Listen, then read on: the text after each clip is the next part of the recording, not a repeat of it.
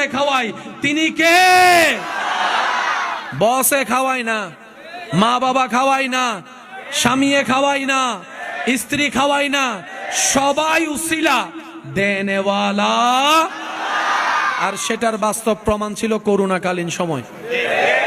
বসে বলছে যে আমি আর বেতন চালাইতে পারি না, বেরো। কর্মীয়ে চিন্তা করছে আমার যদি চাকরি না থাকে, বেতন না থাকে, বাজার করব কেমনে?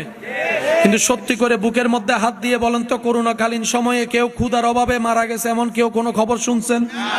খাবার অভাবে মারা গেছে শুনছেন? আল্লাহ কি খাওয়াইছে কি খাওয়াই নাই?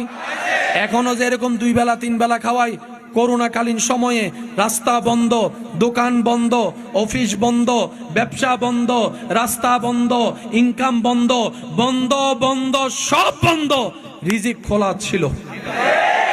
সেজন্য এই কথা মাথায় রাখবেন, চাচা যেটা জ্বালাইলে এখানে ভয় পাওয়ার দরকার নাই।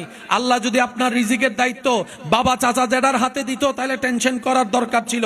আপনার রিজিকের দায়িত্ব তো আল্লাহ নিজের হাতে রেখেছেন, সুতরাং কারোর সামনে মাথা নত করার দরকার। আমরা মাথা নত করব শুধু আল্লাহ, মনে থাকবে ইনশাআল্লাহ। বস দামি না কর্মী দামি যদি প্রশ্ন করেন, সে কর্মী সব বাইর করে দেন, মালিক কয়জন আছে দেখি। কর্মী যদি সবাই বলে আমরা কাজ করব না, ঈদের ইনকাম হতো না, এটা কি এসি রুম ফালাই আইসা আপনার মতো লেবারের কাজ করতে পারবে? তাহলে সে মালিক হওয়ার জন্য কর্মীর দরকার, এটা আমাদেরকে বুঝতে হবে। অহংকার করার কোনো সুযোগই নাই। কর্মীরা যখন পরিশ্রম করে, হ্যাঁ তাদের বেতনের জন্য তারা করে, কিন্তু তারা পরিশ্রম করে প্রোডাকশন দেয় বলে সেটা আপনি বাইরের দেশে বিক্রি করে আপনি ডলার কামাচ্ছেন। কর্মীরাই যদি কাজ না করে, আপনি বস হবেন কেমনে? আপনি মালিক হবেন কেমনে? ফ্যাক্টরির মালিক হবেন কেমনে? আপনাকে ফ্যাক্টরির মালিকানার সম্মান অর্জন করতে গেলে কর্মী লাগবে।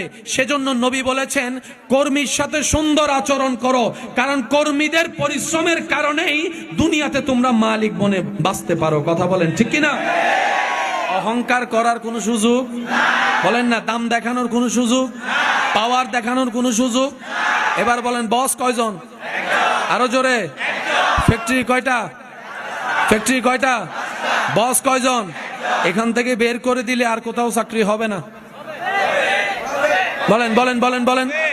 আচ্ছা কিচ্ছু না করেন, যদি ফান বিক্রি করেন, চকলেট বিক্রি করেন, বলেন সত্যি করে চাকরিতে লাভ বেশি না ব্যবসায় লাভ বেশি?